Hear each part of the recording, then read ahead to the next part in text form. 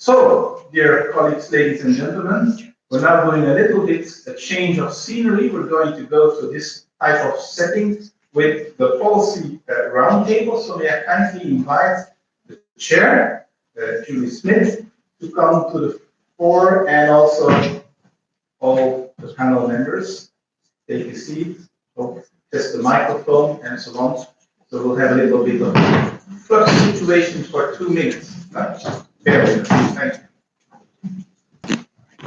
Good afternoon. Is this working? Can people at the back hear? Great. It's my great honour and privilege this afternoon to open the first policy panel. Obviously, the two panels are meant to bring together the two key themes of RECONNECT, democracy and the rule of law. And we've already heard this afternoon from our two keynote speakers about the importance of both of those values and principles, as Deputy Prime Minister Rainbow put it. They are values and principles which I hope my country still believes in. But obviously, I am representing the United Kingdom. I'm work package leader. Right, we're starting again. Good. Sounds better on my end as well. So I hope people heard enough of what I said for me not to repeat it. Yeah. Right. Okay, I'll start again. I am delighted this afternoon to be chairing the first of the two policy panels representing the democracy part of the work of RECONNECT. As you've already heard, RECONNECT is looking at the themes of democracy and the rule of law, but in the context of a very clear need to bring Europe closer to its citizens. This isn't new. The whole idea of the Convention on the Future of Europe back in 2002-2003 was predicated on the idea that we needed to bring Europe closer to its citizens. But the idea of RECONNECT is very much to think again about how we actually understand citizen perceptions on European integration and finding a way for political elites to listen again to citizens and bring the values together. But the point where it was decided I needed to change the microphone was where I said that as somebody from the United Kingdom, I very much hope my country still believes in democracy and the rule of law. But obviously, I'm from one of the participants in RECONNECT, which is currently a member state of the European Union. By the time RECONNECT ends, unfortunately, the United Kingdom is unlikely still to be a member of the European Union. And I sort of feel with the RECONNECT logo, the bit in the middle with yellow, pale blue, and dark blue, and there's a large white bit. And I think the large white bit might be represented this afternoon by me from the United Kingdom and Amichai as a representative from Israel. So part of the RECONNECT team in terms of work packages, but two of us from outside or eventually outside the European Union.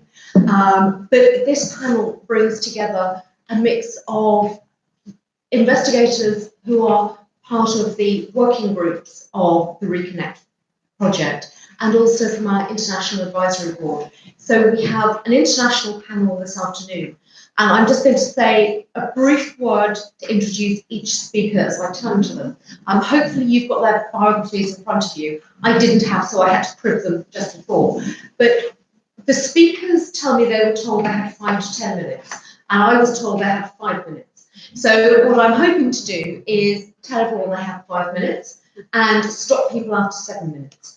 So hopefully that is going to work and ensure that you all have a chance to come in questions in due course. The expectation is that we're going round the horseshoe, starting with Professor Alberto Alemanno, Jean Monnet Professor of EU Law and Risk Regulation at HEC Paris. But in particular, I think of relevance to this project, Director and Co-founder of the Good Lobby. And the aim of that is to increase civic engagement. So very much one of the key themes that in RECONNECT we need to be thinking about. So Alberto, over to you. Thank you so much for your kind introduction. Good evening, everyone. It's a pleasure to be here. Congratulations to RECONNECT. I cannot imagine a more dramatically timely moment for this project to kick off. and I'm glad to have the chance to share a few initial ideas. As you correctly pointed out, I'm an academic. I spent time in the ivory tower, but already a few years ago, I realized that I should occupy a little office at the really bottom of this tower. It's much easier to get out and sometimes to come in. So I spent the last 5-6 years getting in and out of the ivory tower, and that's probably also the reason why I had the chance to be involved in this project.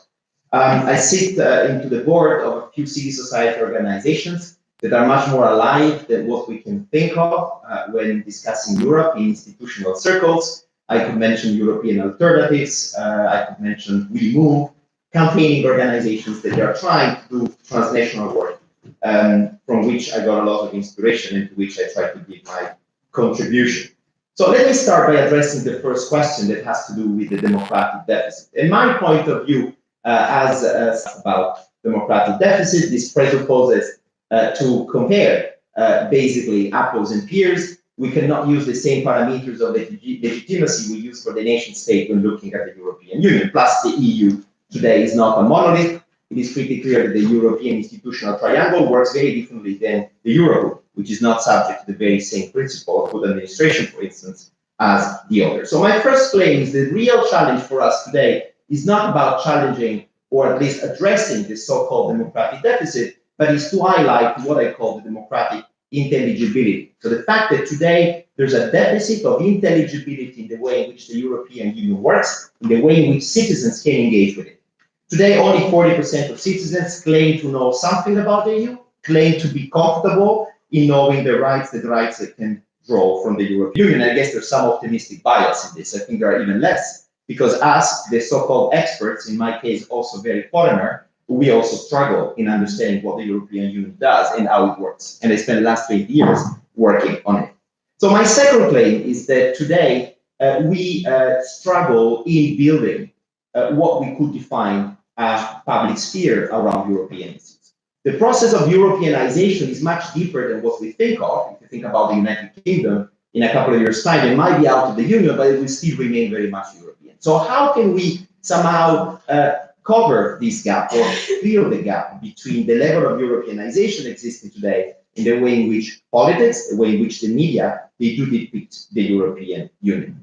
And finally, the third claim that I put at the center of my work, which I think is very problematic when thinking about the reconnection between citizens and the EU, has to do with what I call the civic empowerment gap. The fact that the political process today is distributed so unequally among citizens and among actors, it is extremely difficult to expect citizens to believe into the European decision-making process and its own legitimate process. So the question I think that we are facing as researchers and as engaged citizens is what can citizens do in this quite opaque, undecipherable, unintelligible decision-making process that is affecting their lives, but in relation to which they don't know how to engage and how to be informed and how to realize they are affected by it.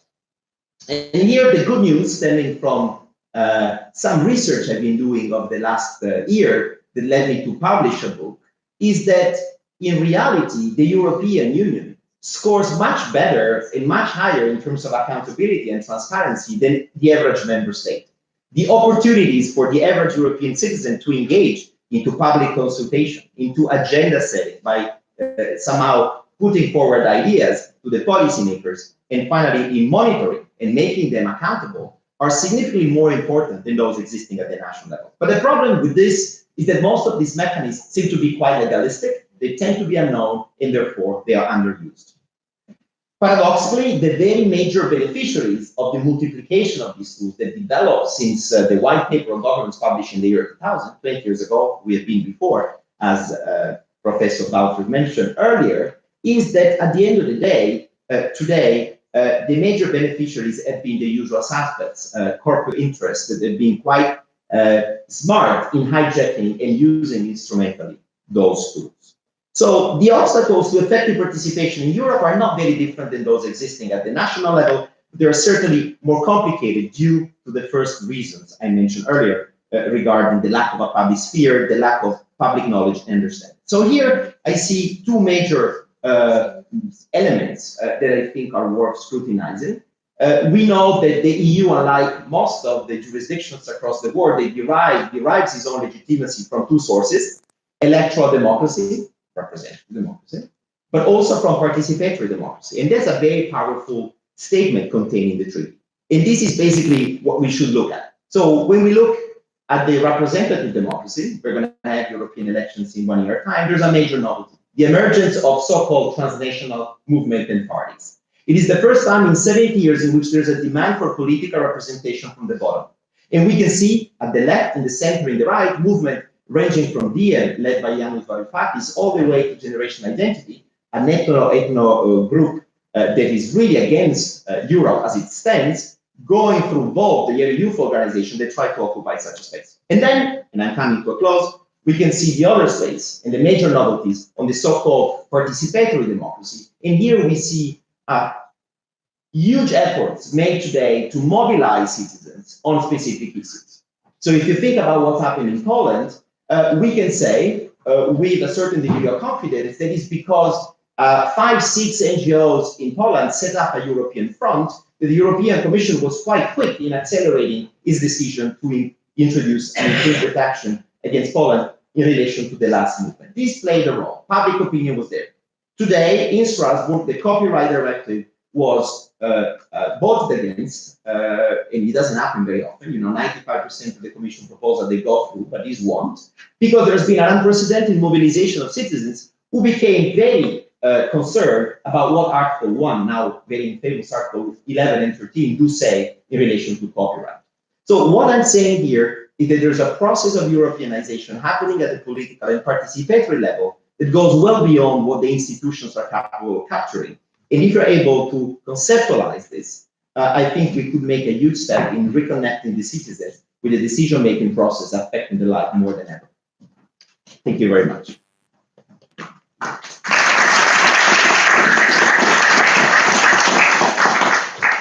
Thank you very much, for A, for an excellent contribution, B, for keeping to time, and C, for so cunningly having your watch so that I could read the time on your watch and I didn't have to keep peering down.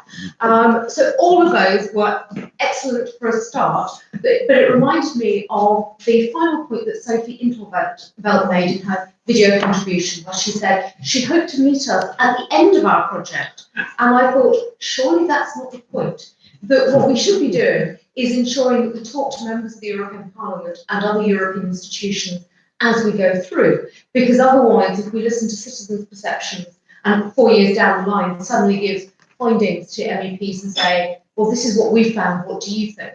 That's a little bit too late. And so I think some of the interactions and talking to the institutions and members of the institutions at an early stage would be very helpful.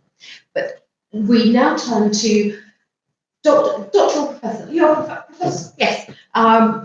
The list I had was a very brief list, so I sort of filled in some of the details. But Professor Richard Youngs, who is Professor of International Relations at Warwick and a Senior Fellow at Carnegie Europe, but rather like Vivien Schmidt to my left, has been working on crises, so has a recent book on Eastern crises.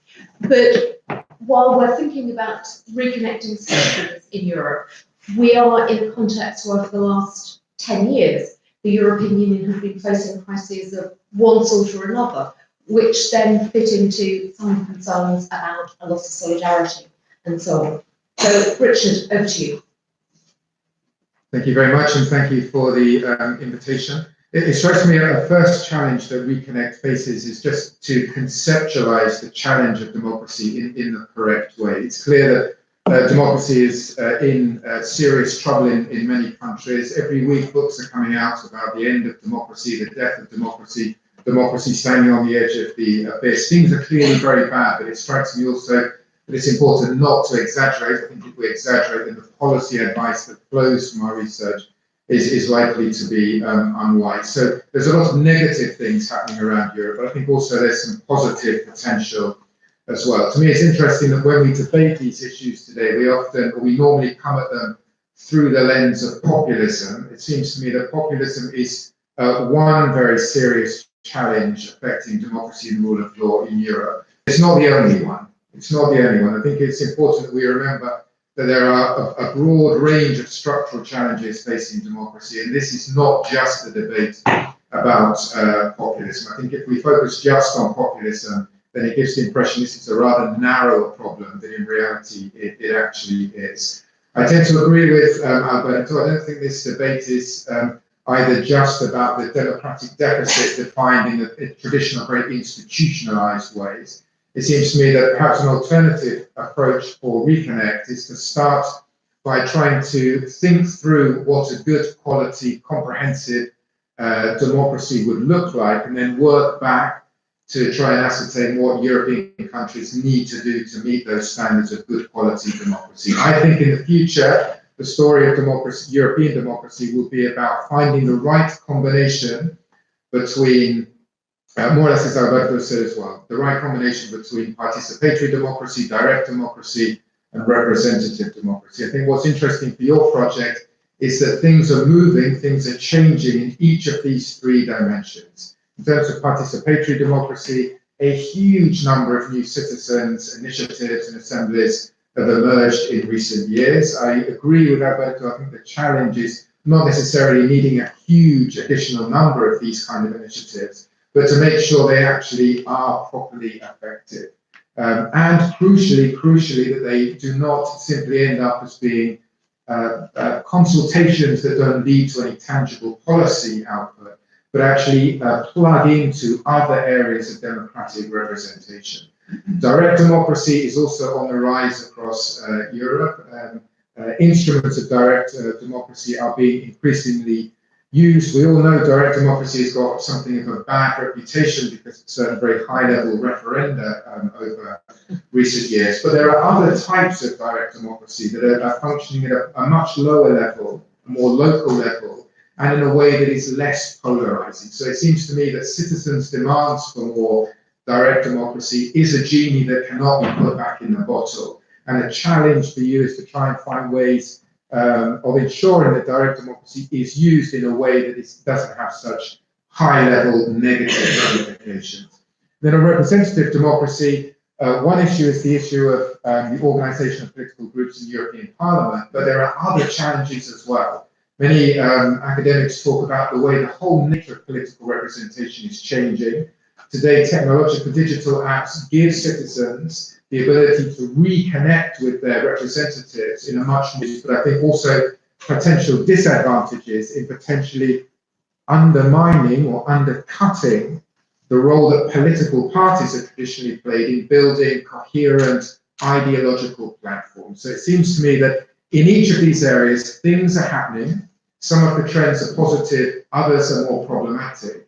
And I think the challenge in the future is to understand how all these different types of democratic reform can be combined together to make sure citizens reconnect with the political system. That's in a way the more conceptual level at which I think democracy has to be developed and that will inform your project. Then clearly there's the more immediate problem of governments actually restricting civic space and basic democratic freedoms. I think Carlos will talk about this more in Laurent as well. But I think for me, the issue is that this is not just about Poland and Hungary. It's not just about Article 7 and the legal infringement proceedings or the potential peer review mechanism. These restrictions on democratic freedoms are being restricted in more or less all European countries, in all EU member states. And I think we need to look at ways of getting ahead of the curve and building up what we might call civic resilience, stronger civic resilience, to make sure democracy can actually function in the proper way. And my one policy suggestion here would be that the EU has done a lot of good work trying to protect civic space outside the European Union. And it's had experience doing this for 5 to 10 years already. And I think a lot of this experience could be imported into the EU today in terms of trying to shore up European democracy itself. Then final issue I put on the table that I think will be a conceptual issue of real central importance to the RECONNECT project is the problematic relationship between liberalism and democracy. I think we all know today that skeptics would say, if we actually reconnect citizens with the political system, the results could be very problematic. It could actually go against basic liberal values. And some people would say today, either we have democracy or we have liberalism. We cannot have both. It's interesting to me that, particularly in the wake of the UK referendum, these kind of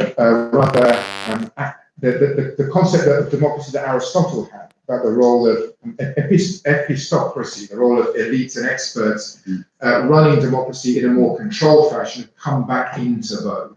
It seems to me that it is very useful to be reminded that liberalism and democracy don't necessarily go together.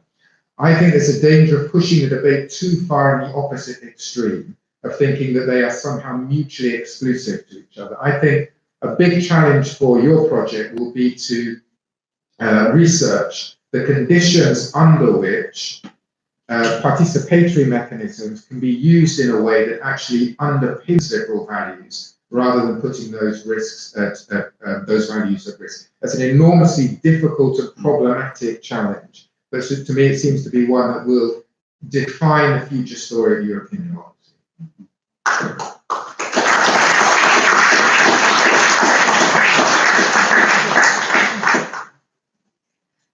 Thank you very much. When Cambridge University decided to put Carl Schmidt onto the first year reading list, I thought, why is Carl Schmidt here? And then I suppose I better read Carl Schmidt. And then eventually this year, when I was reading an essay that one of my final year students had written on populism and democracy, I said, very well, but you better go back and read Carl Schmidt. And he claimed that he had done, and he came out with a first-class mark in that paper. So hopefully we do need to go back and think about some readings that aren't always the first things that those of us who write on democracy in the 21st century would want to think about. But I think those challenges of reconciling liberalism and democracy do need perhaps to be rethought. We now shift slightly more from the academic to the more practical with Zselyke Csaky from the Freedom, who's a senior researcher at Freedom House. And she obviously is working on a range of issues that link to democracy, the rule of law, and also bringing in the key aspects that ought to be keeping us all true to ourselves, namely the media. And yet in the world of the 21st century and fake news, whether we can rely on that anymore, I'm not sure. So over to you. Thank you, Julie, and thank you for the invitation. In fact, I will echo many of the comments of my colleagues here, but we'll probably put this more of a practitioner's spin on it. I heard that's welcome here, so I'm glad that I can do that. And I think I will be also a bridge between this panel and the next panel, because I work mostly on Central Europe and I focus on Central European issues. And I also say that I think right now, and I'm not exaggerating when I'm saying that I think the future of Europe, in a sense, is being played out in Central Europe. And we might disagree, and we can discuss that later on. But I am not sure that there is a recognition in all over Europe how important that battleground right now is. But I will not focus on that. Instead, let me say a few things about the topic at hand. And I'm glad that my colleagues have already criticized the framing around the democratic deficit, so I don't have to do that. Instead, let me say that when we talk about democratic deficit, I think we have been trying to put the pants on backwards. I think that for us to be able to find relevant answers to issues right now in Europe and to be able to come up with ideas and solutions, we have to be able to reframe the debate on our terms. And to do that, I was very glad to read on RECONNECT's website and to hear this morning that this project aims to create a new narrative for Europe. Because I think that is the correct starting point. That is where we have to start discussing these issues. And I know that this is a very ambitious undertaking, but I think, to refer back to my previous point about Central Europe, I think it is a very important undertaking because there are leaders right now in Europe who have a narrative, who have a story, and they say that whenever they are asked, whenever they are not asked. They have answers that, of course, most of us think are not answers to the problems, but they have answers and they have solutions that they say loudly enough. And so I think that it will be difficult to create that counter narrative in a sense, but it will also be very easy for us. Why am I saying that? I'm saying that because we already have some of the answers. We don't have to come up with a completely new ideology. We have a basic understanding of what democracy is. What are those fundamental tenets that are important? Of course, we can discuss the liberal element, participatory element. We can discuss many of the other aspects, but we know that institutions, that rule of law, separation of powers are very important. And so this is the easier part. The more difficult part, I think, for us is that we have forgotten how to market this, how to be enthusiastic about democracy. We have forgotten how to explain it to other people. And I think we have to come up with better answers besides it's 2018 or quite technocratic, technical approaches. And I think the right question is how to build Europe or how to rebuild Europe around values, democratic values. And I think if we ask that question, then we avoid falling into the trap of discussing whether it's a federal Europe that's a better solution, whether it's a Europe based on nation state, and so on and so forth. And if we ask that question, then we also have a common project, a common goal, something that we can work towards and we can be proud of, something that we can really be proud of and motivated by. And of course, in the long term, or maybe in the near term, a multi-speed Europe is something that's inevitable. But we all know that on rule of law, there cannot be two speeds in Europe because the EU is way too interconnected for that. I think we are starting to see that more and more right now. And so let me just conclude by a few encouraging thoughts that if this hasn't been encouraging enough so far, that already we are seeing some citizen engagement along these lines. So in just yesterday in Poland, that as Supreme Court Chief Justice Gersdorf was accompanied by tens of thousands of people when going to work. Or in Romania, where people have been protesting again and again for almost 2 years against government actions. Slovakia as well, Hungary as well, and in many other countries. And so I think that these citizens keep disproving this saying that people don't care about courts, that these are elite projects. That's not true. They go out and protest in tens and thousands. And I think we should not forget about that. Thank you.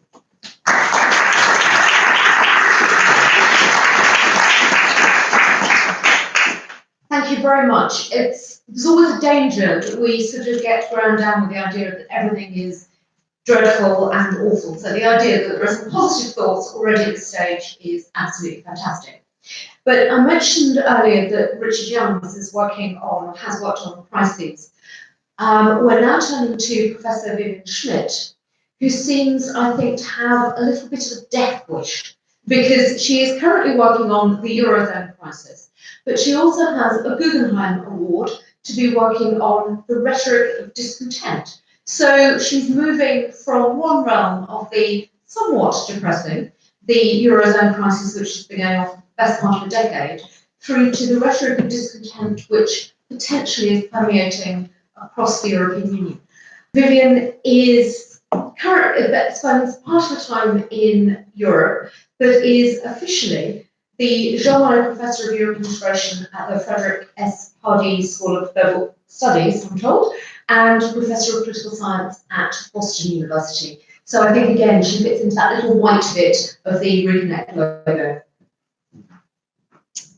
Well, thank you. I'm delighted to be here, and congratulations on this project, which is just wonderful, and I'm delighted to be able to participate in any way I can and learn a lot from your results. So, having been obsessed with the Eurozone crisis for many years, and then, of course, when Brexit happened and then Trump happened, I became obsessed with that too.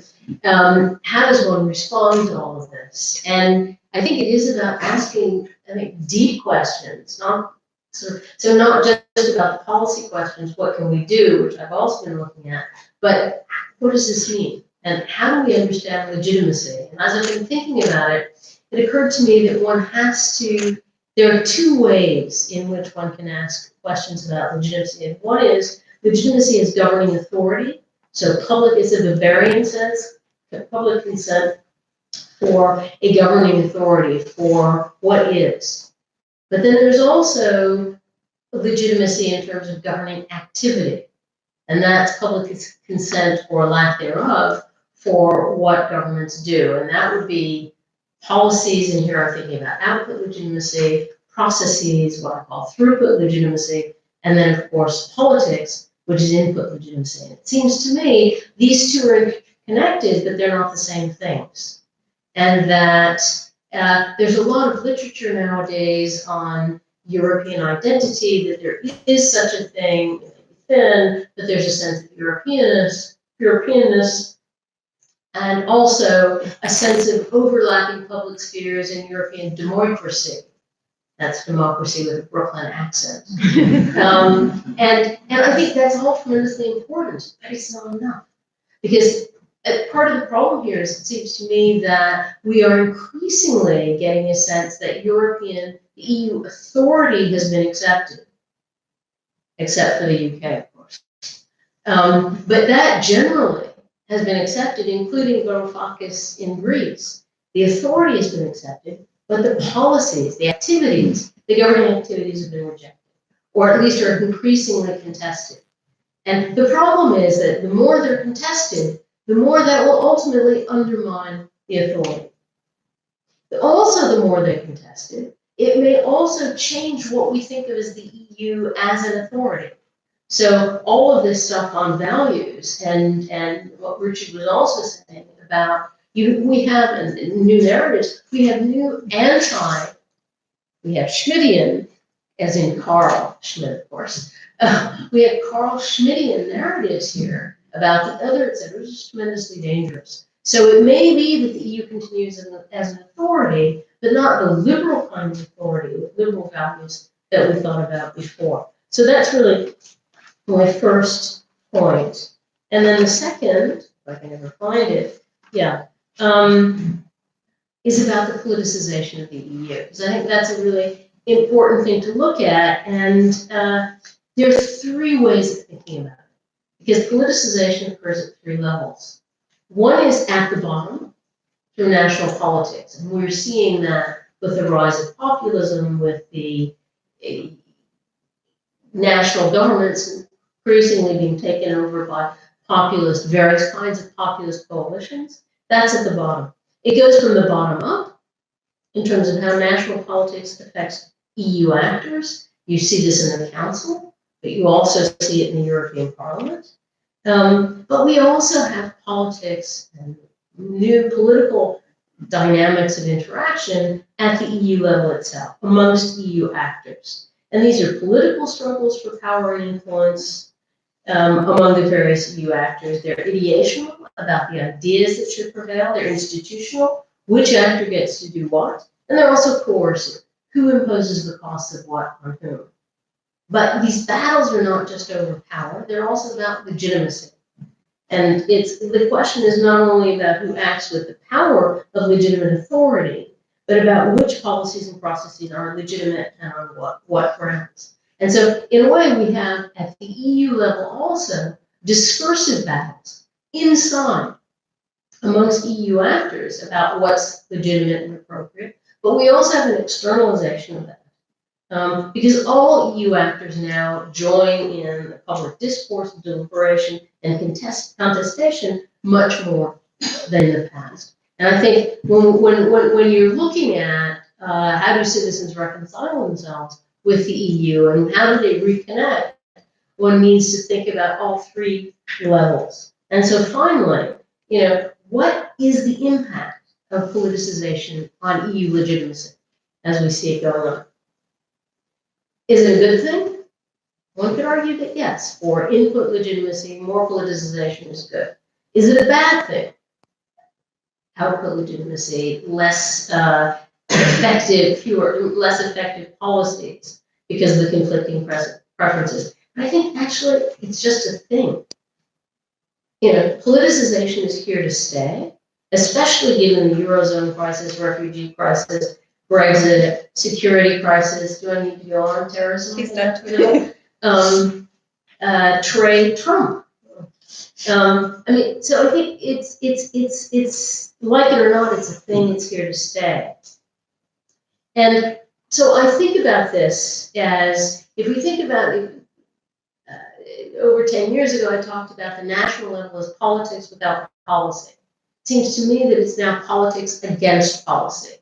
And perhaps in the UK, politics against politics. At the EU level, I had described it as policy without politics. It's now policy with politics. I think the big question for the EU level is how one manages to succeed in turning things around. This is really what we've been talking about. And it seems to me the most problematic issues are at the national level. Because as the EU has taken more and more policy issues and has made basically become more and more responsible for policy making and for policy issues, the national level has been emptied of substance, or at least of the substantive debates. How do you bring that back? And it seems to me that in policy recommendations, we need to give back control in as many areas as possible. I think in particular, where the control has gone way too far is in the Eurozone and the European semester. And one would need to think about flipping that and making the European semester bottom up rather than top down. It's in fact not as top down as everyone thinks, in truth, but citizens perceive it as top down, as hierarchical, and become very anti-EU at that. But at the same time, we need to continue to have the coordinating architecture, and in some areas we need to deepen, not only in the Eurozone, i.e. more instruments of solidarity, but what do we do about immigration, etc. So these are all policy areas, but I think I'll end with just saying we also need to, which echoes what everyone else said, we need to renew EU and national level ideas, discourse, and values. Where are the responses to the discourses of the extreme right? Where are the social democrats in all of this? Where's the left? Where's the left? Even the extreme left in Spain. Okay, but elsewhere. So basically, and I'll conclude on this, we need new discourses. We also need new narratives, and hopefully this project will help us get there.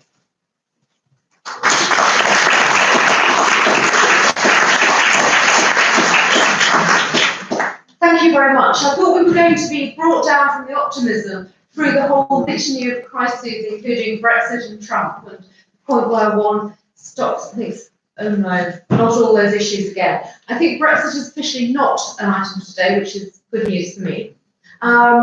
The left that has appeared suddenly again in Spain, and we are about to turn to a Spanish contribution. But the 4 speakers so far have all been part of our international advisory board, to the best of my knowledge. The final 2 speakers are work package leaders and principal investigators taking part in the project. And the first of those is Professor Closa, who has been in a variety of different guises, but is a former member of the Venice Commission, which is obviously relevant for a project on democracy and the rule of law, and is, as I understand it, currently professor at the Institute of Public Goods and Policies at the CISC in Madrid.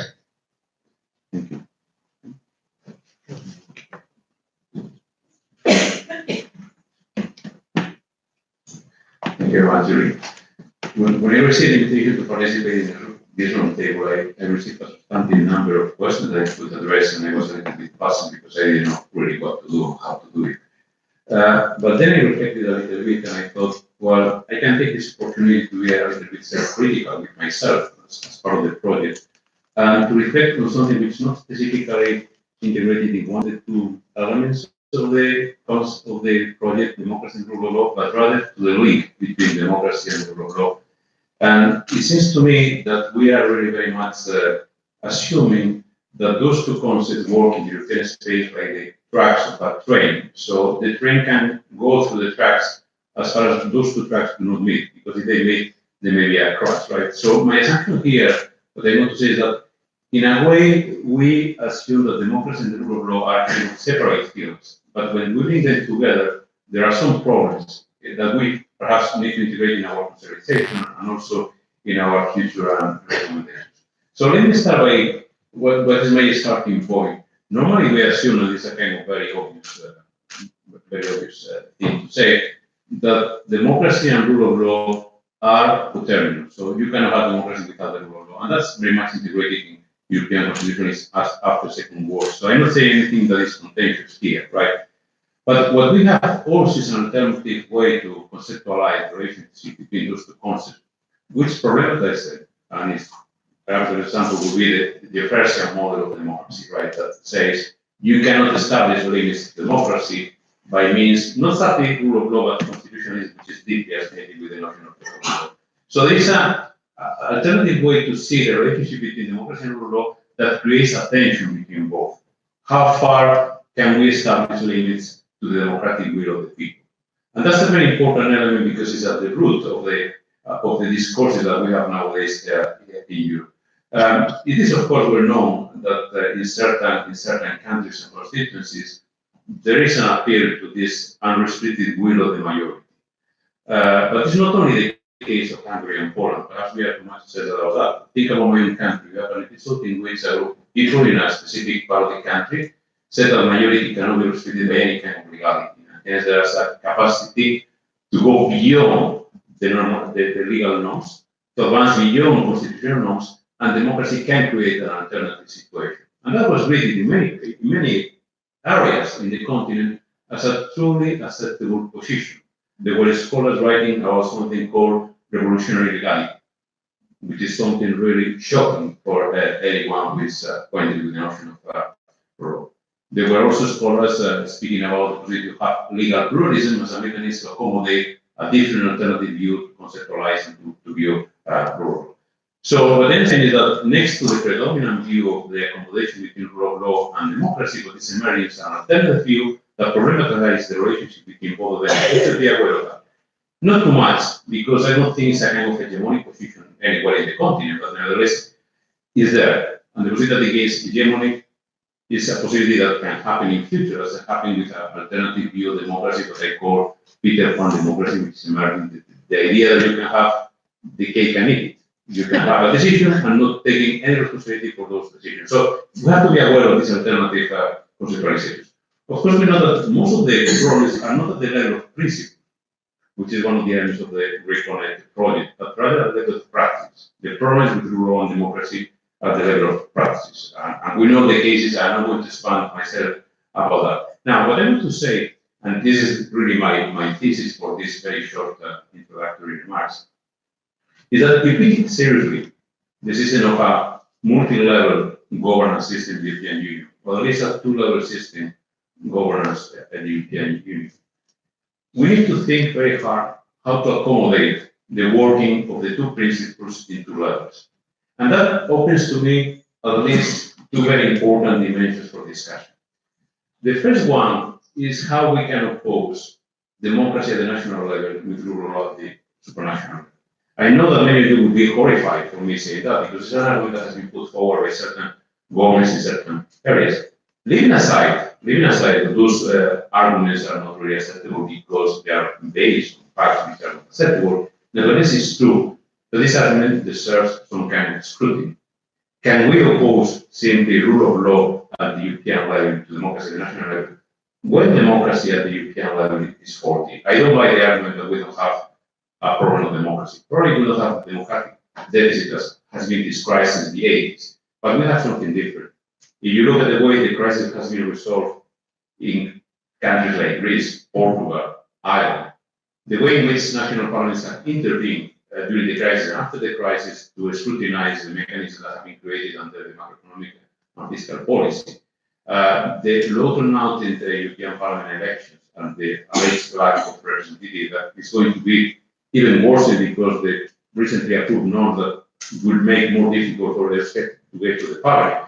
There are a number of issues that speak to us about certain weaknesses in the concept of democracy in the European Union. In other case, the theoretical argument that we are very well equipped to deal with democratic crisis at the national level has got some kind of fault. So we have a first issue there that I think deserves criticism.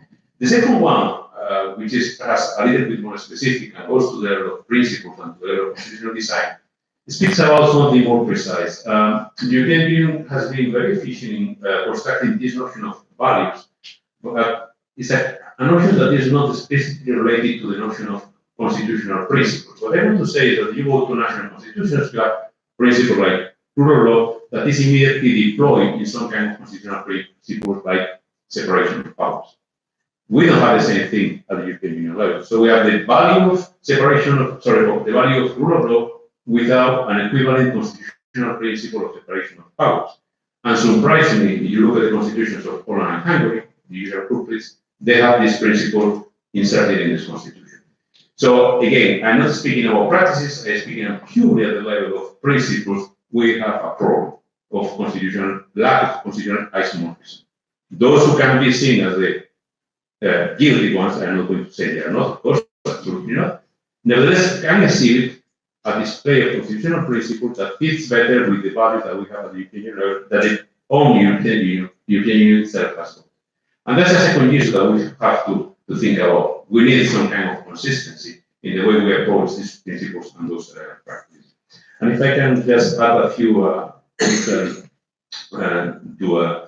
finish my presentation, I think that when we go about in our project with proposing recommendations, we need to think very carefully about how to balance principles and practices. And I'm going to put you an example that has been triggered by the intervention of the minister.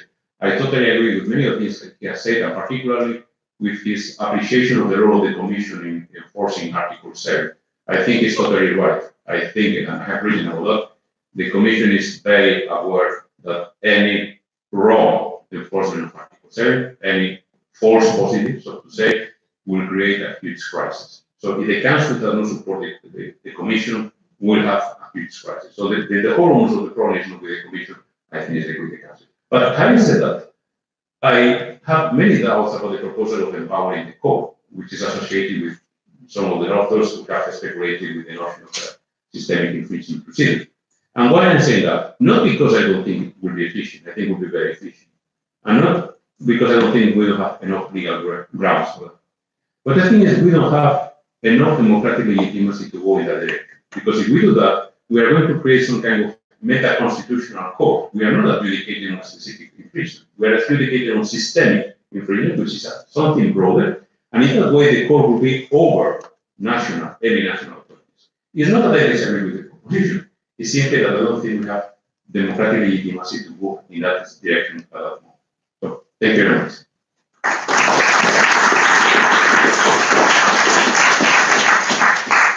Thank you very much indeed. We're now turning to our final panel speaker for this session, Dr. Amichai Magen, who is Senior Lecturer at the Lauder School of Government, Diplomacy and Strategy at the Interdisciplinary Center of Herzliya in Israel, and also involved at the Institute for Counterterrorism. So he is part of the work package that I'm leading for RECONNECT on counterterrorism, but is also heavily involved in several other packages. So, Amichai, over to you. Thank you very much, Julie. Just a few thoughts. Liberal democracy today doesn't face primarily a marketing problem. We can't spin our way out of this with a new elite-constructed discourse. It's not only that we need to try to draw the people closer to the elite, but the elite need to be very humble and to listen to the people, because not only is that the morally right thing to do, but it's the only way that we're going to make some progress. The anxieties of the people are very, very real. And it is anxiety that is driving so much of what we are seeing.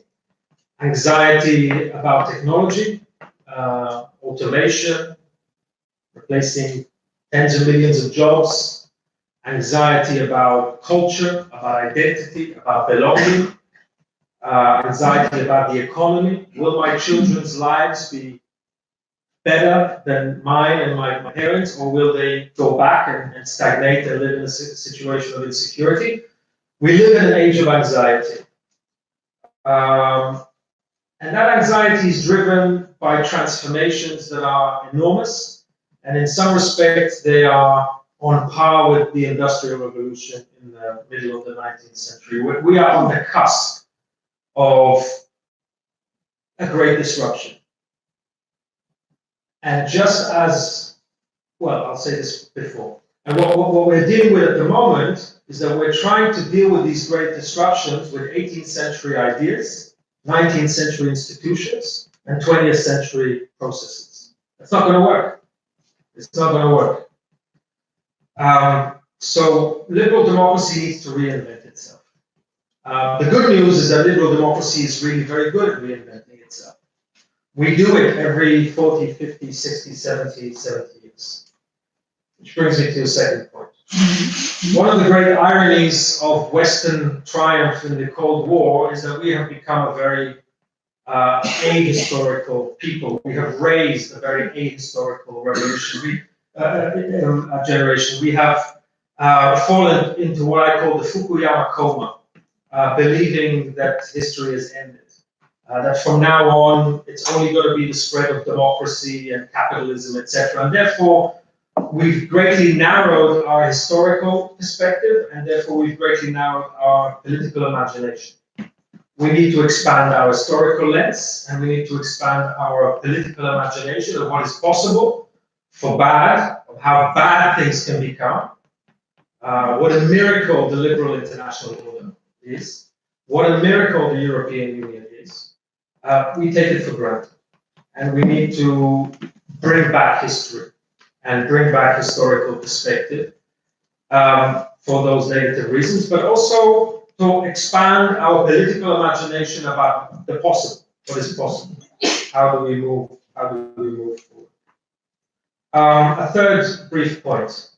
We need to choose our battles very, very carefully.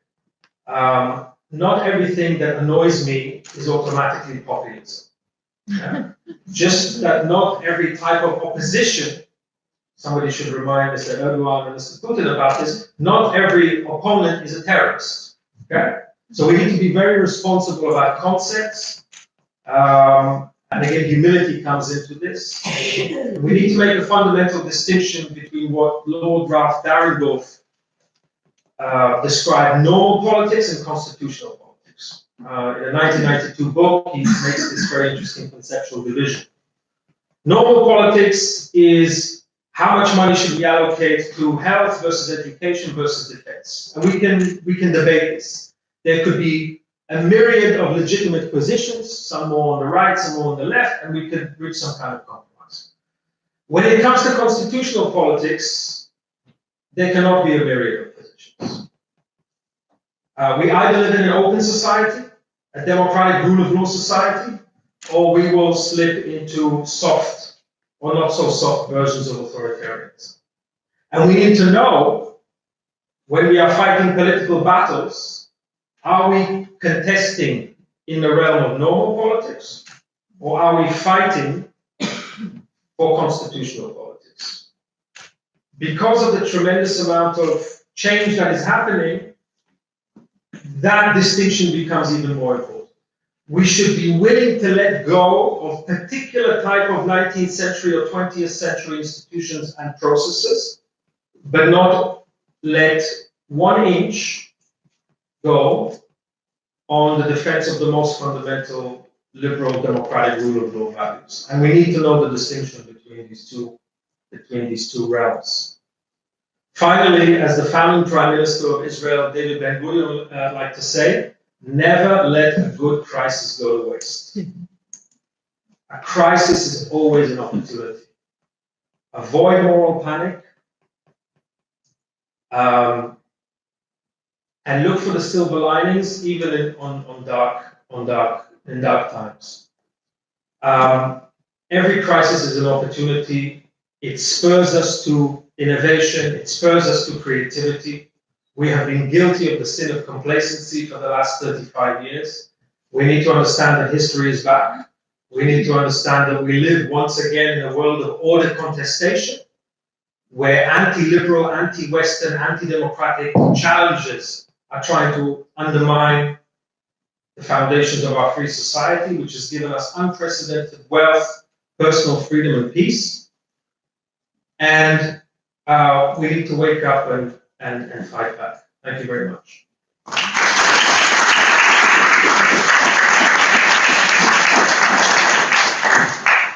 Thank you for taking us back from Carl Schmidt to David Ben-Gurion and Ralph Darren Norton, a slightly more liberal and optimistic way of looking forward.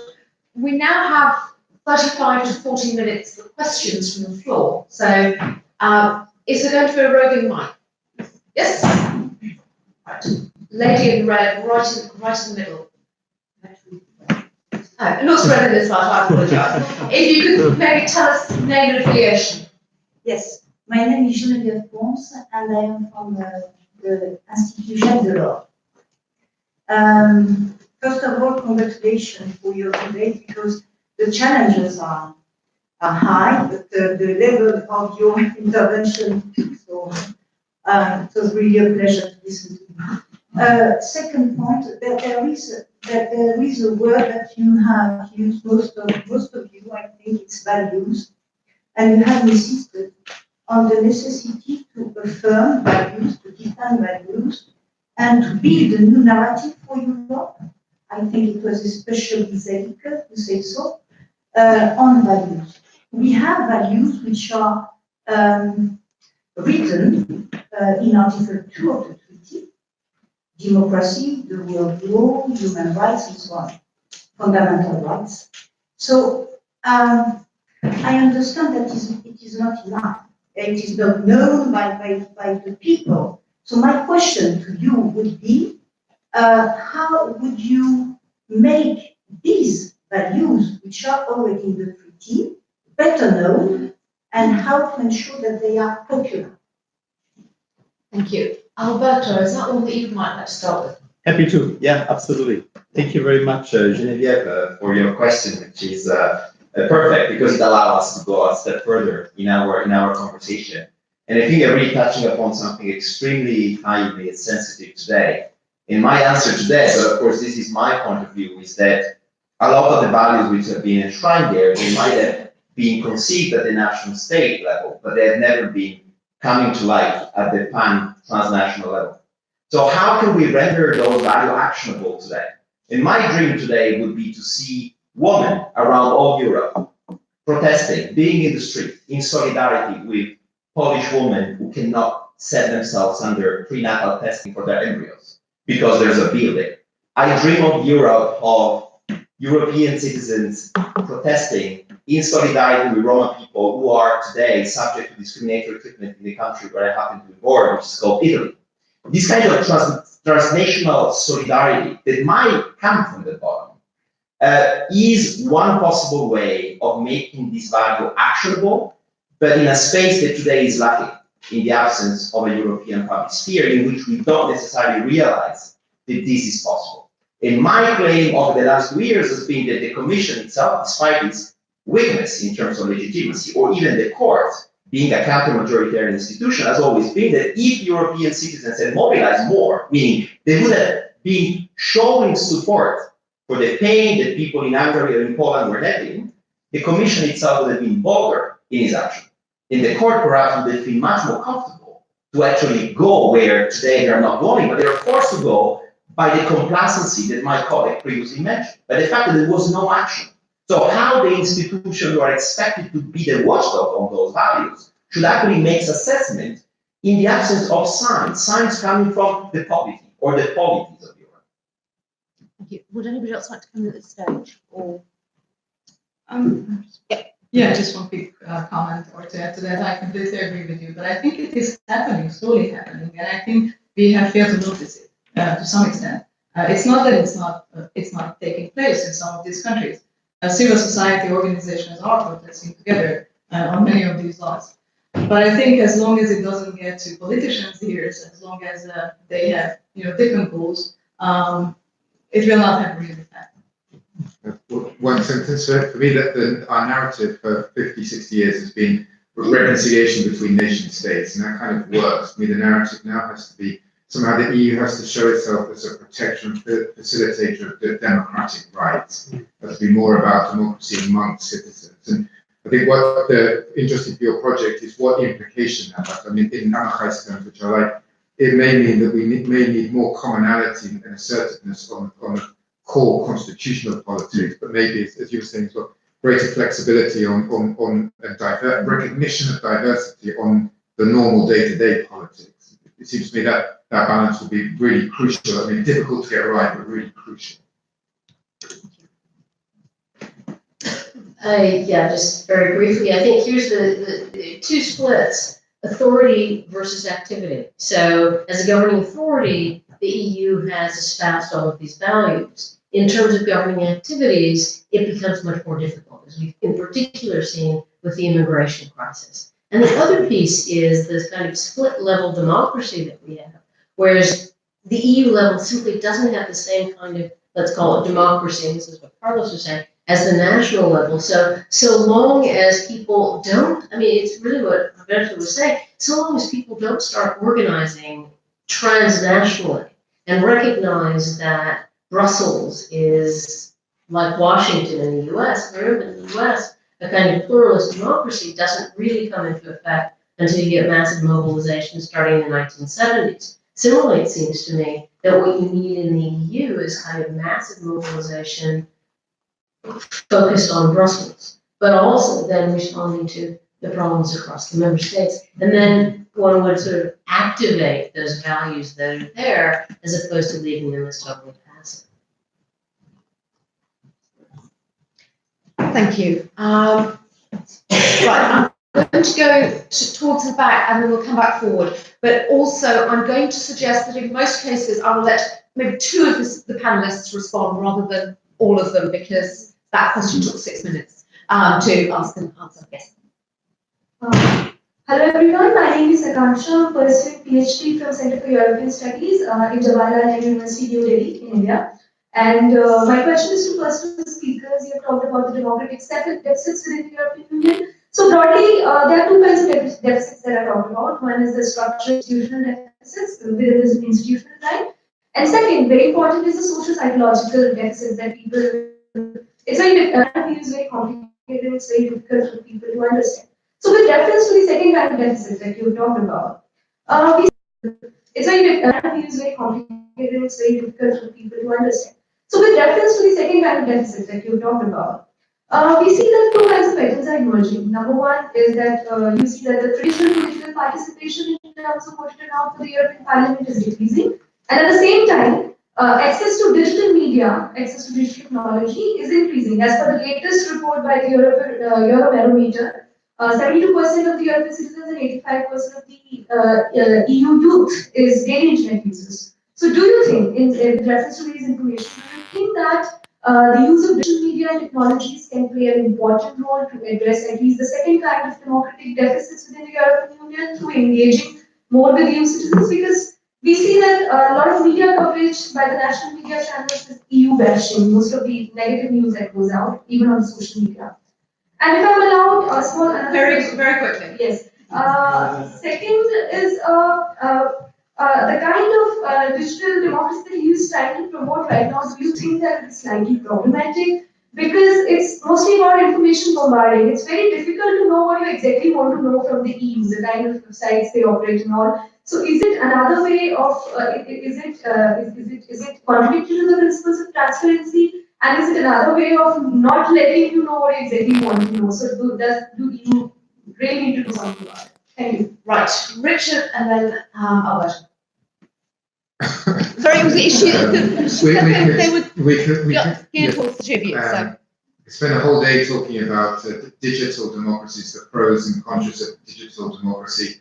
I mean, the simplified form, the basic story is 10 years ago, people thought that digital apps would be a panacea for a new kind of democracy. Now everyone is very negative and thinks that the digital sphere is more about empowering authoritarian regimes and surveillance against individual citizens. My feeling, my hunch is we will end up somewhere between the optimistic and the pessimistic extremes. And I think the key and perhaps an issue for your project for the future is how online activism and democratic engagement will be one part of a broader aspect of democratic engagement. It won't be everything, it won't be a magical solution, but it will be part of the equation, and the debate will be how it relates to offline forms of democratic engagement. I didn't say, by the way, that there isn't an institutional democratic deficit. I think there is, in the traditional term. I just don't think it's the only part of the story, because I think even if we solved the traditionally defined democratic deficit, we will still have problems, precisely because, as others said, democracy is misfiring at the national level. So I think we'll find this with Brexit. Kind of repatriating powers from one underperforming elite to another isn't going to increase democratic quality. Yes, I agree with your analysis. The internet has not necessarily delivered on its democratizing potential. That's pretty clear to everyone. But at the same time, it's one of these components that is explaining why new forms of mobilization and activism today can actually happen, and they can actually reconnect a significant number of people with their representatives. So what I see in Europe, and I have a lot of stories to tell that have been collected in my book, really show how the internet can really make a difference when 1, 2, 3 million people recognize themselves on a particular single policy issue and they talk to their MEPs. So Stop Glyphosate is a fantastic case study in which, instead of reauthorizing a substance which was a pesticide for 15 years, the reauthorization happened for 5 years. Why? Because the preference of the citizens were conveyed to the MEPs in that particular case, into the member states, in a way that was perceived. In other words, we can see the internet as one of the major ingredients to develop a new forms of mobilization that I like to call citizen lobbying, that is complementary as opposed to being antagonistic to representative democracy. In other words, the internet becomes something, a source of legitimacy that any form of representative today should look at before doing agenda setting, before voting, before acting, because it's also a form of control of what it's doing. And I think this is a very positive and the theorized aspect of what is happening in European democracy under the classical democratic deficit. Thank you. I think I saw a hand before, yes, there, and then I'll come to the middle and then go to the back. Okay, I'm sort of playing a little bit of devil's advocate here. I'm Paul Blocker, Charles University, and I'm responsible for the work on the new narrative. But it seems to me that there's a little bit of an elephant in the room, or at least there's a specter haunting Europe. That is, somebody at a certain stage said, where's the left? And so it seems to me that if you're discussing democracy and its predicament in Europe, why don't we talk about capitalism? Why don't we talk about the enormous invasion of political space by economic power?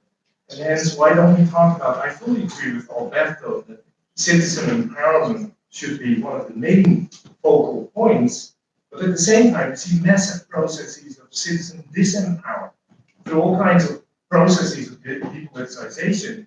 I mean, populism is a big one, but technocracy and governance type ideas as well, I think. And so, where is capitalism in the story? And then relate to that, where's the left in Vivien. Yeah, thank you for that question.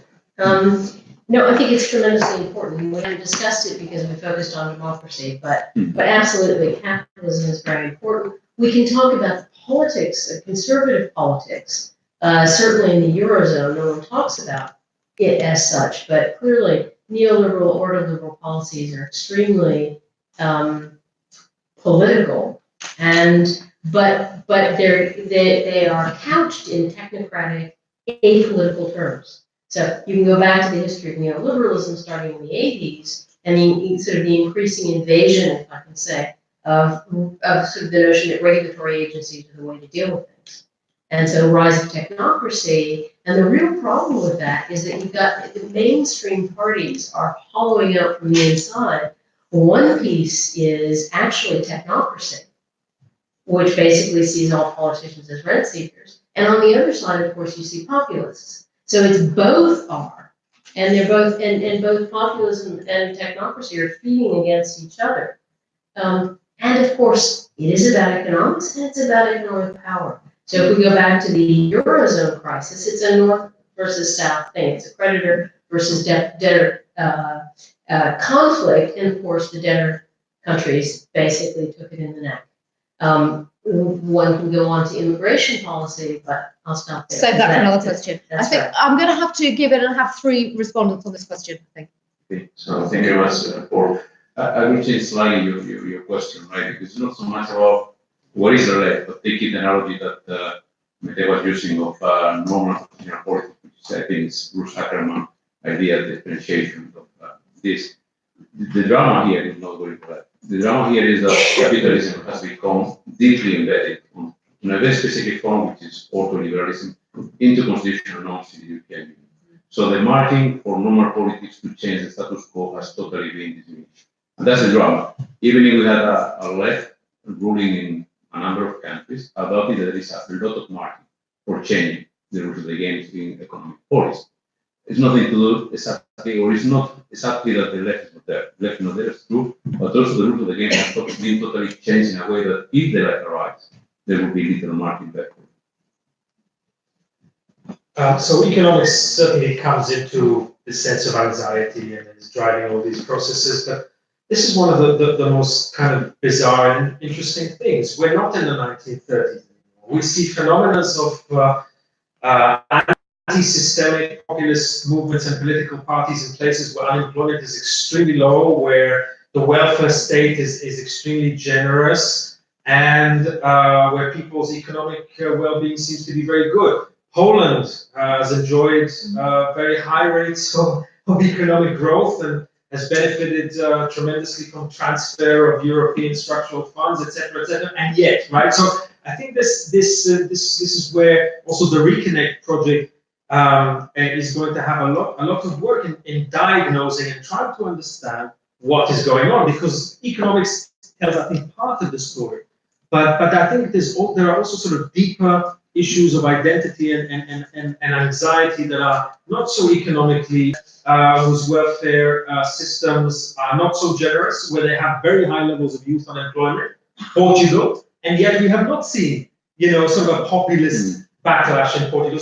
So I think there's more to the story than meets the eye. This is one of those things we're going to have to investigate. Thank you. Middle left. No, it's third row was. Yes, you. Yes, and yes, and then I'll go further back. So, sorry, I will. The lady in the second row wants to speak, but you caught my eye way after the person behind you, and so if there's time, I'll come back. But there are quite a few people who caught my eye already. Claude Kahn from the United Nations Human Rights Office. I just have 2 quick questions. One is that there's been repeated reference to Article 7, and I think typical of these discussions, the sense to go, well, Article 7 can't possibly be effective. And it strikes me that, and I invite a response. I mean, Article 7 looks like it can't be effective because we have made it so. The Commission issued a paper shortly after it was created to say that there are almost no circumstances in which it can be used. It's regularly referred to as the nuclear option. It's very hard to envision using something that envisions or it suggests that has nuclear destruction attached. It is the rule of law mechanism existing in the European Union. And if, in a certain sense, if we can't be brave enough to envision using it, then why should we hope that a next rule of law mechanism might be any more effective? So the Article 7 issue, at least from our perspective, looks very frequently like a problem of simply the bravery of going there and using it. Be interested in the response. Right, there's a suggestion from one of the panelists that this is really a question for the next session. Where democracy it just came up twice, but okay. And then the second question was where democracy it just came up twice, but okay. And then the second question was I heard the reference from the last speaker twice on the issue of anxiety is driving But I mean, anxiety seems like a feature of all of the post-war. One new element to my mind looks more like really floods of misinformation. And in that sense, perhaps we have a different kind of crisis or situation on our hands than previous. And I wonder if there might be a response. Right. I agree. Right. Anxiety is a perennial feature of modern life because we live long enough to be anxious. You know, in the old world, we just died, so we weren't anxious. We're anxious in different ways. So I agree with you about that. But I do also agree with you that the echo chambers created by social media, the mobilization, the kind of tribalization of messaging is playing an important part of it. It's sort of sucking the oxygen out of the healthy center where we can actually debate policy options, etc. But I think it goes more than that. I think the migration issue is a real cause for anxiety. And you can measure this in terms of the percentage of people born in different member states and in the United States compared to the 1970s. And so just to take the United States, for example, because I recognize an American accent, right? So just to take the United States as an example, today, the percentage of migrants, first generation migrants, people who were not born in the United States, is I think about 17 or 18% of the American population. The last time we saw those kinds of levels of first generation migrants was in the 1870s and 1880s, a time of a great populist wave, Huey Long and all that stuff in the United States. So yes, anxiety is a general human condition, but we have these periods of higher and lower kind of anxiety about these things. So very quickly about your first question, the chairwoman has allowed me to respond to it, so I will do it very quickly.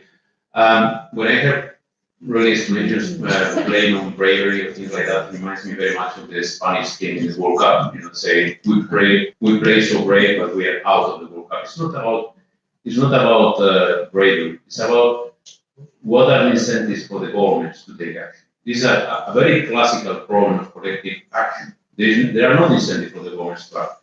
And hence, in my opinion, the best way to tackle the problems of Article 7 will be to reverse the requirement for majorities. So rather than having a confirmed majority for a recommendation of the Commission, asking the Council to reject a recommendation from the Commission, otherwise will be automatic. That will enhance a lot the firepower of Article 7. It's a very simple thing to do, but of course requires political will for people who may think that they will be next ones in the line if this mechanism applies. Yeah, just very quickly. I'd just like to pick up on what you said and say, you know, there are many different sources of discontent. So it's the economic, the people feeling left behind, that's neoliberalism, etc. But it's also the sociocultural, the changing faces of the nation. So it's immigration, but it's also politics. It's take back control. That's Brexit. And I think all of these are underlying sources, but we still don't know why and why now and why in this way. Because all of this has been going on for a very long time, since the 1980s, et cetera. And so this, I would think we need to have a combination of explanations. One is about a new kind of populist leadership, and we have to understand why that discourse resonates, why the kind of politically incorrect, to use polite language, kind of discourse that you get is actually, why they've been able to go beyond what no one else was able to say before. I mean, Trump is obviously a good example, but Farage, Marine Le Pen, etc. And that's one piece. And then, of course, it is also about social media. It is about a new kind of social media. And it's also about, we mentioned it before, it's also about post-truth, fake news, Facebook, Google, all of this. All of a sudden, we're confronted with new technology that can produce new messages. And, it's back to what you said about, and we also have a population that is less and less educated and less and less able to deal with all the new technologies. And I better stop there. Thank you. Yes, just one sentence on the Article 7. I agree with you on the technical details that it has to be changed to be effective. But until we get there, I would like to push back on the characterization that there will be a crisis if it's not successful, because there's already a crisis. I think we just can't admit that. There is a crisis if there are values and laws set in texts, and we can't enforce them. And so we have to start admitting that and have to start the process and have to start discussing how to change it. Thank you. I'm now going to be really rigorous and say questions need to be short and a single question per question, please. Gentleman that's been given the microphone, and then after him the lady at the end of the same row. Thank you very much indeed. My name is Wolf Barthe. I have a continental European accent, which seems to be a minority here. Thank you for that. My question relates directly to the problem of democracy at different levels. And I have the feeling we cannot have the same criteria for local democracy as well as global, in that means the EU is somewhat unique, obviously. I was working in the Commission for 30 years. I'm now a pensioner, and that's why I'm still associated with SEPS, the Center for European Policy Studies here. I dare to ask the question, shouldn't we be more aware of all these problems we create by demanding direct democracy? We have seen in 2016 the more or less direct election of Trump, the Brexit referendum, and all these issues of direct democracy. Can we have direct democracy at national level? And I say not at all at EU level, because it was always mentioning of this participatory or direct democracy. I dare say at local level we can have it, because people can judge if it's a theater or a football stadium. But if it's COP21 or other issues that cannot be dealt with at everybody's level. Thank you. Richard, Alberto? Just to say, I agree basically. That was the point I was making. I think that at local level in many member states, I mean, we've just done some empirical research on this, and there's a lot of quite positive use of direct democracy tools when it's organised around issues that are not so existentially polarising. And the issue really with the referendum at the national level is not so much direct democracy as a concept, it's been so heavily instrumentalised by governments for political purposes. Very briefly, I think one of the major reasons why the multi-layered governance is very difficult to grasp is because at this different level of governance, the local, the national, the European, they don't talk one another. There are very few instances in which you can see engagement. So over the last copyright reform vote this morning, there were 3 major parliaments at the national level who took a position, not necessarily as a national parliament, but as member parliament who decided to take a stance into somehow influence vote. This is unprecedented. It took us, since 1979, the first time we voted for MEPs, to see this kind of engagement of national parliamentarians talking to their MEPs and somehow crafting what is going to be copyright reform that will, of course, have both a national and a European dimension. This is the kind of multi-level governance that should occur. So once more, I'm a fan of politicization, because only this new spirit and this new dynamic can then feed into the public sphere and enable citizens to realize that at the end of the day, there's one governance that has different stairs, but they support one another.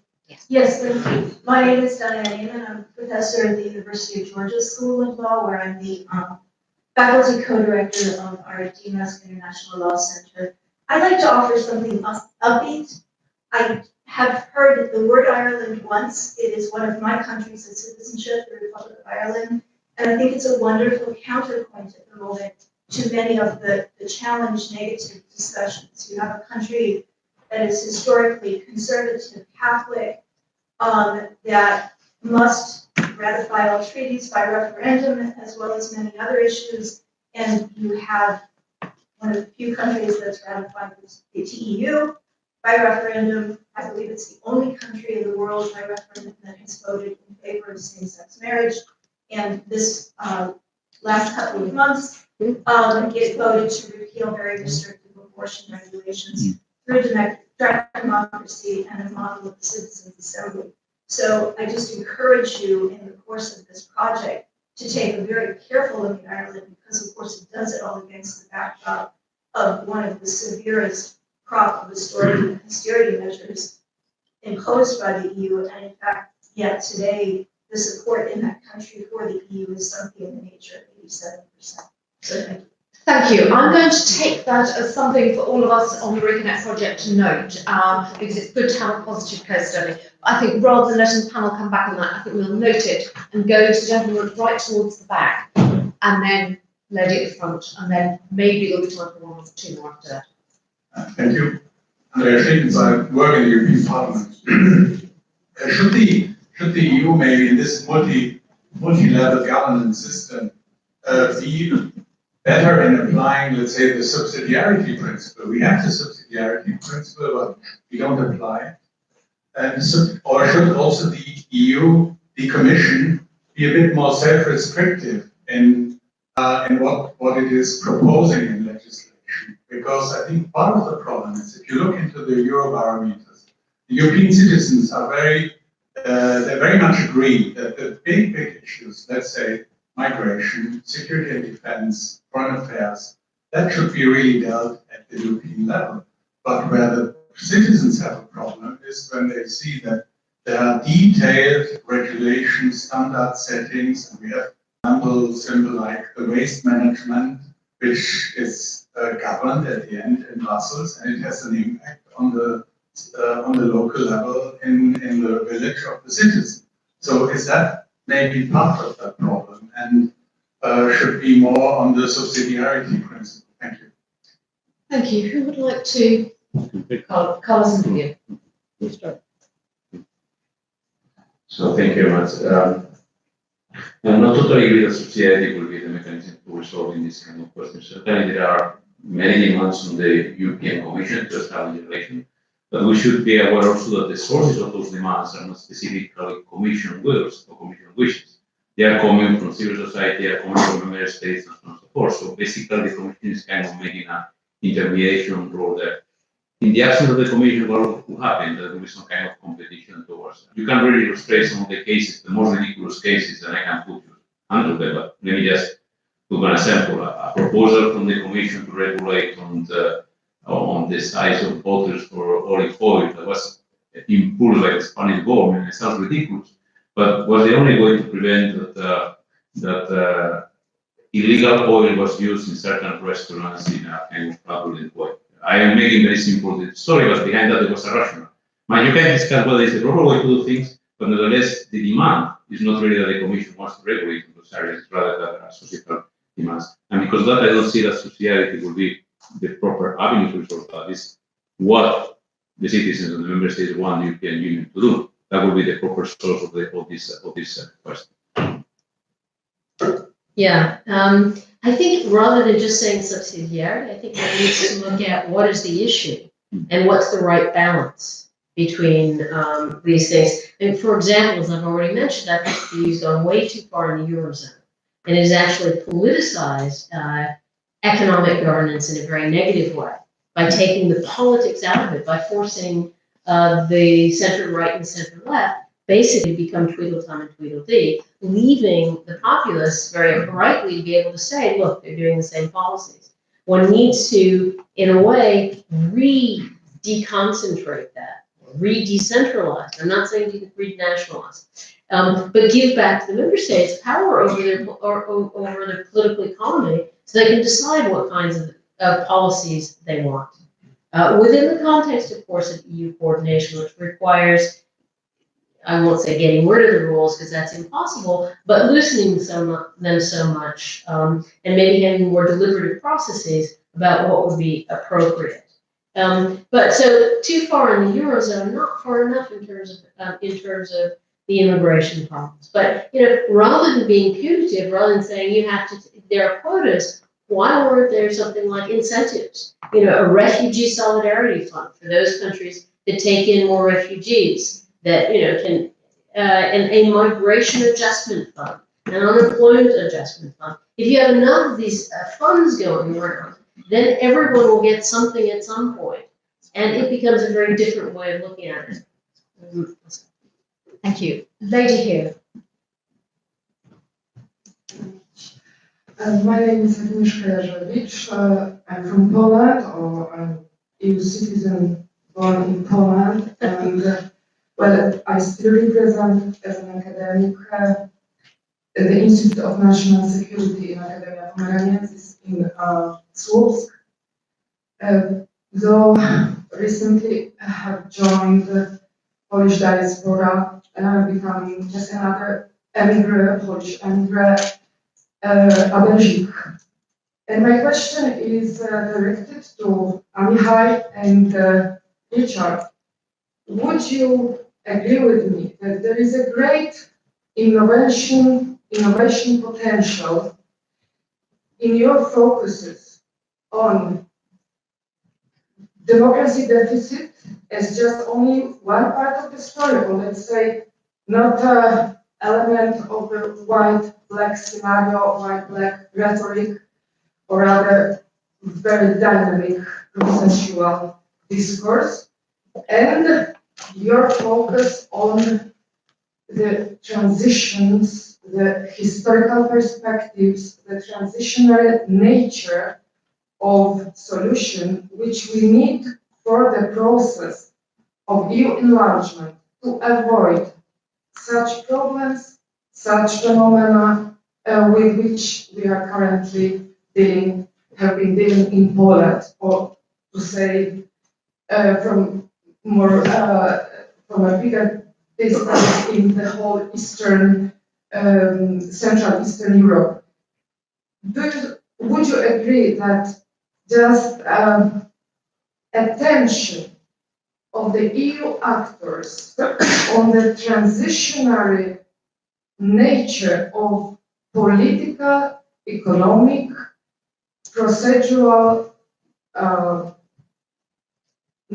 elements of EU enlargement would have helped us to avoid the current situation whether we have two generations of Polish migrants with a great educational background in social and human sciences, which allows us to manage with the values, doing jobs in UK under the level of the competencies and not being neutral for Brexit.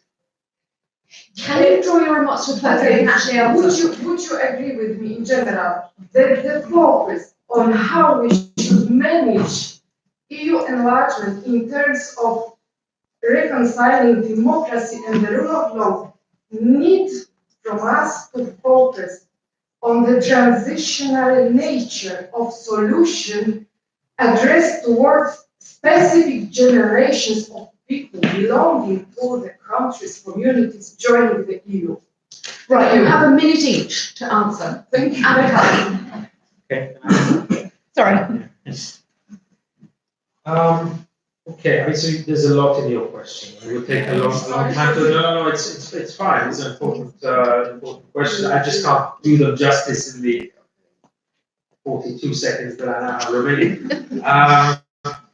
I happen to think that EU enlargement is a wonderful thing. If it was up to me, I would also have brought in Ukraine and Georgia into NATO and the EU in the 1990s. I think we missed a big mistake. I don't think that enlargement was a mistake. I think we should always think about the counterfactual of what the world would have looked like if we did not have this enlargement. Now we can get to a long debate about conditionality and whether it works and who does it work for, etc., etc. But that's futile because it's done. So now the question is how do we go forward? And the kernel of my answer would be that twofold. One is we need to give these things time. Adjustment is always difficult, and Poland emerged from one trauma to the other, to another, a series of traumas leave scars, and they create insecurities, and they create conspiracy theories, and all these things that the legacy, not just of the communist era, but the division of Poland before, etc. So the ghosts of the past are there, and who more than myself and the Jews will tell you that it takes time and you pay a heavy price for the ghosts of the past. So dealing with the ghosts of the past is painful. I think the way to address it is honestly, not to hide it, not to ignore it, not to try to sweep it under the table, but to have an honest, open, adult conversation about tragedy, trauma, and hope for the future, especially for the young people.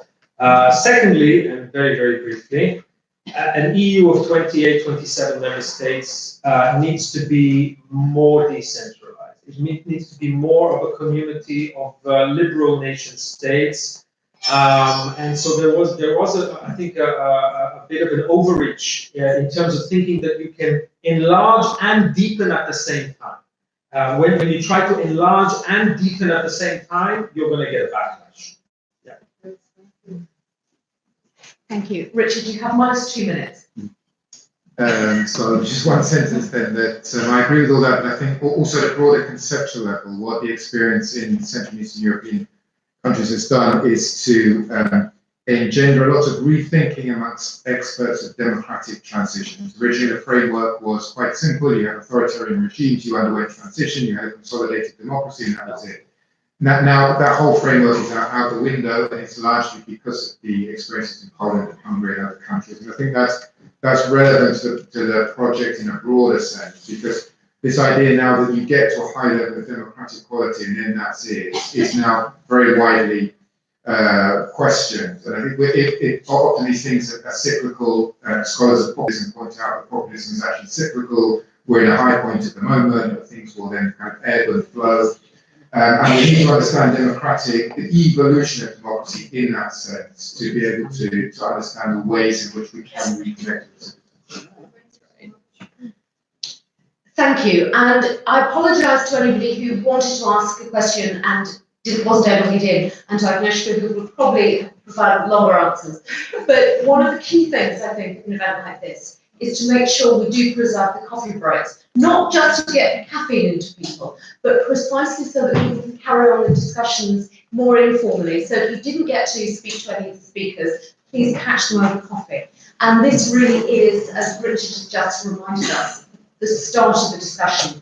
We've got 4 more years to go. So a lot of this is going to continue, including in half an hour's time when we move on to the next panel. But thank you to all of my speakers and to questioners very much indeed.